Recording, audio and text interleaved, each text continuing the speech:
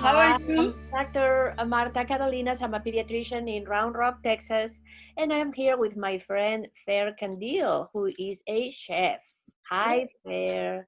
Hi, How are Marta. How are you? you? Good. So, yeah, I'm a chef in Payas, Tapasamor. I was born in Spain. So I moved to Texas more than 12 years ago. I belong to this country now. So I'm so glad to see you, Marta, and knows everyone is good at your home. It's really a very tough times for everyone, for all the families, and even for the kids. Oh, the So, kids are yeah, having a difficult time too, adjusting to homeschooling, to not being able to play outside with their friends. They used to things that they used to do, they cannot do anymore. So it's very, very difficult times for everybody. And we thought that maybe these videos will help you families organize your day, maybe start cooking a little, thinking about your health. What can you do to what can you learn during these difficult times that you can apply when this ends? Because it will end, we'll get out there again, but we want to do something positive, we want to learn something positive. And one of the questions I have for you actually is how how do we schedule, or what do we do to schedule meals, what do we do with our meals while we are at home? What would be your yeah, advice? it's a really good question, and it's so difficult because we talk in a previous podcast and YouTube channel about the how the comfort area is the food.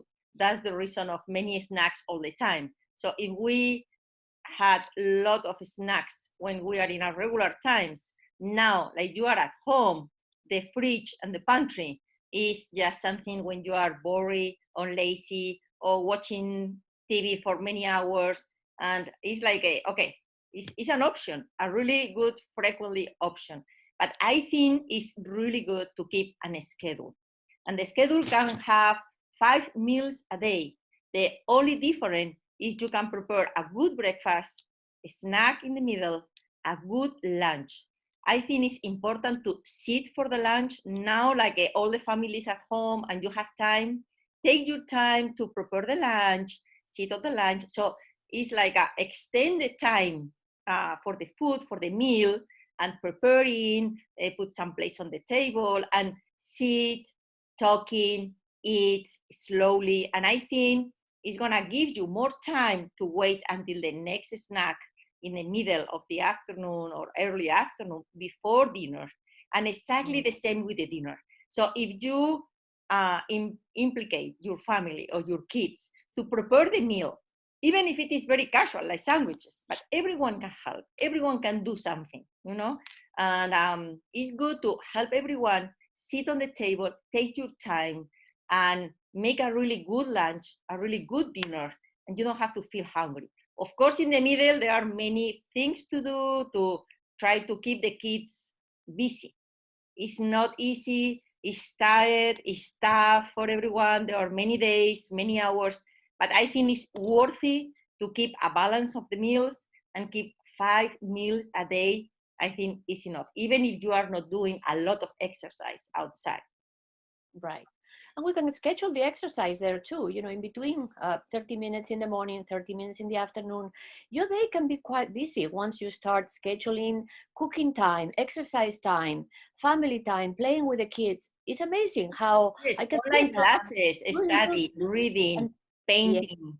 right. So if anything, maybe the quality of the food that we are consuming right now may be a little better if we learn to cook at home, right? Yes, that's great. I think it's a great moment. Even if you don't like to cook a lot, there are many resources, and even you don't have a lot of all the ingredients you needed, so you don't have to complicate to do a very fancy, beautiful plates. You can try new recipes, but you have to use your imagination, and you can do like a brainstorm with your kids. Like, oh look, we have this on the fridge or this on the pantry. What do you want to cook? We can prepare this or the other option, and it's creative and it's really very enjoyable. What do you suggest? Like now we have Easter coming. We are also allowed to eat some sweet, right? We want to prepare Yes, something that the kids will enjoy and can be yes, I something think fun. it's time to celebrate. Yes. I propose to cook a very easy sweet dessert. We call St. James cake. You are familiar because you are from Asturias. So you know this cake is dairy-free, gluten-free, and the good thing is a very protein and made with almonds and eggs. So you need only like 4 ingredients. Marta, it's Okay. so easy to Okay. make. Almonds, so you can use real almonds and you have to crush them or ground it, or you can use almond meal, like flour almond, and it's really good too. Powdered sugar, lemon zest, cinnamon, and 4 eggs. That's all. Beat the eggs a little, mix with the almond meal, mix the lemon zest and the cinnamon with the powdered sugar, add, mix everything. The kids can do it, and just put in your mold and go to the oven for 20 minutes, 25 minutes until the color is a little caramel, and just powdered sugar. And even you can make any beautiful drawing in paper to put on the top of the cake. So when you pour the powdered sugar, the kids can see the rabbit or the eggs, different size of eggs or something, and make it like it looks so pretty. And it's a really good cake. You can eat with berries, with ice cream, whatever you have on your fridge. I don't want you anyone complicate to go to the grocery store. No, no, no. Stay at home and use the resources you have. Right. Yeah, that's great. I can even do that, Fair. Yes. Kind of dude, you are a great cook too. Oh, no. I'm going to try that actually. That's what I'm going to make for Easter, definitely. Yes, it's a really good recipe. And I have a few questions for you, Marta, because I think it's a luxury to have you here as a doctor. And first of all, my clam, for be a caregiver. Yeah, it's the time to really feel grateful all the work you do. Sometimes, like everyone and we all of us criticize the doctor, like wow, blah, blah, blah. And now how valuable is your work and your time and your patience, your smile when anyone calls you, answer with anxiety and stress. So I really have a little questions for you. The first of all, and I think many people are talking about that, but is why we call Corona, because in Spanish is crown on the fairy tales, is something beautiful, is something sweet, the queen, the king, and now everyone talking about Corona like a dark, horrible, ugly. So why Corona? It's being called coronavirus, as you know, is a family of viruses for many years. I don't know exactly when the virus was described, but it's because when you look at it under the microscope, it has like those little spikes that we are all seeing now, pictures on TV of the virus and on Facebook and everywhere. And so those little spikes give it like the look of a crown around the virus. So it just refers to the shape. They have to give it a name, and they came up with that one. So there are many kinds, types of coronaviruses, and they are classified like all the viruses, like with numbers and letters. And the particularity of this one is that it's new. And so it's really new, this coronavirus. It's new to humans. And what happens is that when you have a species that develops a coronavirus, usually that virus stays with that species, right? It doesn't jump to another one. It doesn't jump to humans. So animals have their own virus. We have our own viruses. The problem comes when one of those viruses learns to go from an animal to a human being and infect that host, and develops the ability to multiply inside that host and then go out and infect other hosts, which is what we are seeing. So it's a new strain of virus. It's new to humans. We don't have any immunity against these. And coronaviruses in general are the cause of many mild or not so severe infections throughout the year, especially winter and spring and the flu. Yes, it's just it's kind of like a flu symptoms that can give you like pneumonia also, it can give you croup, it can give you bronchiolitis. I mean, a variety of symptoms that we see all the time. You know, remember when your kids went to school and they came back every winter, every couple of months? All family. And I hear this at my practice every day. Oh my God, since the child started school, most of those viruses that are circulating like that are coronaviruses. Many of them are. And it is estimated that we adults, by the time we reach adulthood, we are immune to those. And so that's why things get better as kids get older. And but this one is different because it's new. So we don't have that advantage. It hasn't been circulating. It hasn't been going around to make us build antibodies. And this is the problem we're having. And it seems to have learned to become very, very aggressive. So this virus changed its own genetic material to become more able to survive under adverse conditions. And that's why we are seeing this big pandemic was able to spread throughout the world. So my ignorant view is like a virus mutated and traveler, and is mutated at the same time, like is traveler. So exactly. The virus catch us without any defense or without any preparing for that, because we are preparing for others. So we think that started, of course, in China, and is this particular one seems to belong to the bats virus, coronavirus. Bats have their own coronavirus, but affects only that kind of animals. There is always an in-between host. So usually those viruses go to another host that can be camels, civets, and then they go to humans.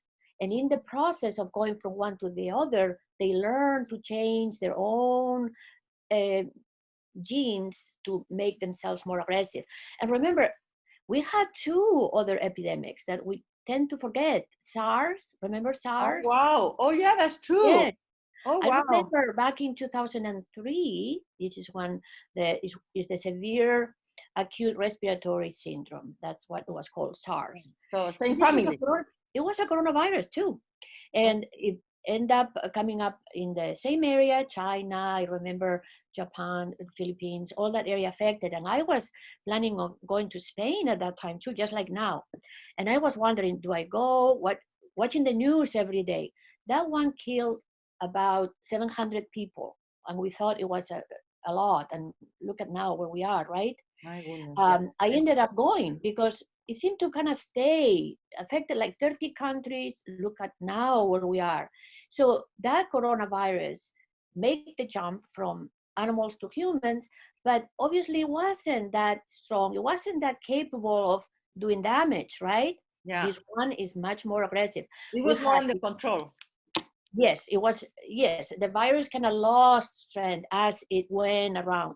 This one seems to keep that energy going. Yeah.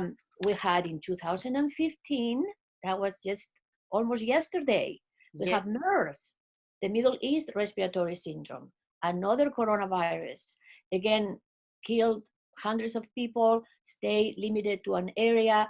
Camels seem to be the host that went from, I don't know what animal, to camels and then to humans. But again, it wasn't as strong as this one. Wow. This is terrible. I don't think there is any political, government, state, country ready to put up with something like this. I mean, we are learning as we go. It's just there is no other way.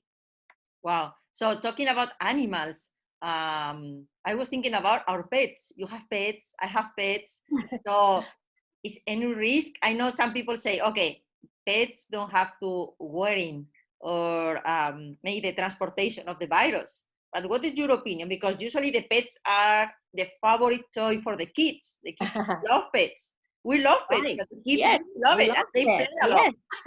Definitely. So our dogs, our cats, our animals that we have pets at home, those won't suffer from the virus. There is no evidence that the virus can go to them, make them sick. Because remember, when the person becomes sick with the virus, it means that the virus is taking hold of the respiratory area and it's multiplying, and then you're spreading it when you cough, when you talk, when you sneeze, right? So the virus doesn't seem to be able to do that with pets. Now, Okay. pets can act as an object in between. That's why the grooming stores are, well, one of the reasons, I guess. You can have somebody, I don't know, sneezing on your little animal, and then you go and pet the animal, and then you touch your eyes or your mouth, and there you go. So they can act as a what we call a fomite, or an object, or in between, but not because the animal itself is going to get sick with it. Or at least at this point, April, what is today? 10. These are day by That's day. good to We know. don't That's have good to know. any evidence that happens. Yeah. So you can keep loving on your 3 beautiful Perfect. dogs there. Perfect. I love Bark, it. bark. I feel much better now. That's great, Marta. So I know many people say what have to do with we have symptoms, but is possible to find some symptoms in our kids, Marta? You have many calls about kids with that symptoms. What do you know? You can tell the parents, okay, go to the hospital, go to the ER, or stay at home. Yes, so children fortunately seem to be less affected. So this is obviously, it makes sense if you think about it. Well, kids are very exposed to the coronavirus, the regular one. Maybe there is some cross protection there. We're going to learn and we're going to investigate if that is a factor. We don't know yet, but maybe that's what it is. When you become older, the immune system goes old too. So it stops functioning the way it used to. So the elderly, and especially those who are old and with chronic conditions, that's a setup for any infection. It's a setup also for the flu.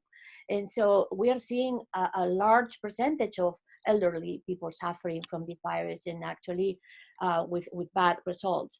Here in Williamson County, just to give you an idea, Texas, the population is made of young families, as you know. And so most of the affected individuals are 20 to 40 years old. Why? Because that's our population here.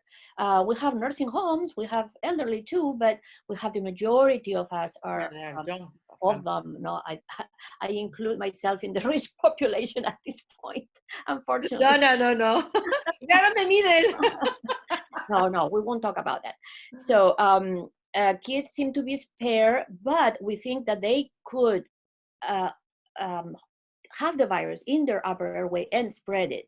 And so that's why when we talk about confinement, everybody has to be indoors. Everybody has to be at home. And so, yeah, that's the story with kids. I think we're going to be, as we learn, as we go, we're learning and we may have more information. But if you are at home, you're a parent, your child gets a fever, you don't know, you have been home for 2 weeks now, you haven't gone anywhere. So the possibilities of that being a coronavirus, if that's the case, are very, very few, very little, right? And so you don't have to rush to the emergency room, because if you don't have the virus, you may get it there. And if you do have it, you may spread it. So always, the system we have here in Central Texas is that you call your doctor. In our office, we're doing it that way. Call the office. We'll tell you, because the answer to that question is very, very individualized at this point. It depends on, we're going to ask you questions. Where have you been? Who is in your family? Who is in your house? Who comes in contact with you? We're going to ask all those questions and then decide. And just to give you an example, when all this started, it was a month ago. I was in the office. We didn't have this scare yet. We knew it was what was happening in Europe. And I have a family who just came from celebrating the New Year in China. This family had the common sense to stay home for 2 weeks on their own. There was no mandatory confinement at that time, but they stayed home for 2 weeks. And then they came to do a well check with me. And I saw the children and the parents, they were all there. Well, because we knew that piece of information, we were able to call them every day and say, hey, how are you doing? Are you taking your temperature? Take your temperature every day, a couple of times a day, to the kids, the parents. And we were able to follow through with them. Now, of course, they are home like the rest of us. But every single case is going to be very individualized. I agree, like parents of young, very, very young kids, like newborns or babies. Very scary, very worried. If they have been home, the same thing, but the chances of getting the coronavirus are low if you have been home for as long as we have been. But at one point, we're going to have to get out, and contacting your doctor, maintaining that contact, calling, asking, do I need to come in? Do I need to go to the hospital? What can I do at home? We are offering televisits, like what we are doing now, where I can actually see the child, and Yes, exactly. a little help to be able to see. So all these things are in place. We learn. I mean, it took Every us a day. few days to, Each day. Yeah. yes, but we got it. So the system is there in place. So always call your doctor. If you have a chronic condition, let's say that you have high blood pressure, high cholesterol, you're sick for other reasons, again, if you're feeling bad, call your doctor. If you are on medication, have a little extra amount of medication just in case. Okay. Doctors are very good these days at, okay, go and get your refill, because we don't know what's going to happen next week. We don't know what's going to happen 2 weeks from now. So it's always good to have a little extra than you used to have, or make sure that you don't run out and Yeah. then you have to call today. So it's just one step at a time. One step at a time. We're going to get through this. Yes, This is we going to are be going over. to. We're going to hopefully all come out as better Yes. people and be kind to each other. Now everybody seems to want to know and advise and listen to your healthcare providers. Be kind to others. That's all the advice I have for you. I don't know. Yes, I know. Stay at home and Stay take it, be home. kind and be positive. You know, Be positive. appreciate the little things we have in our lives. The Exactly. weather, our home, our family. So yeah, that's Our pets, our kids. yes. So we have a lot. We have a lot to be We thankful. have a lot. We have a lot. So it was great to see you, Nice Marta. to see you too. Let's do it next week Let's do it again. next week again. Yes, we're gonna have to keep up with this once a week just to give more and more information about the virus. I don't want to overwhelm with too Perfect. much in one day. Sounds great to me. And I bring more recipes, simple, and Please. everyone can make it. Yes. Yes. I'm looking forward. Great Bye. contact. Bye. Bye, Happy Easter. everybody. Bye. Happy Bye. Easter. Bye.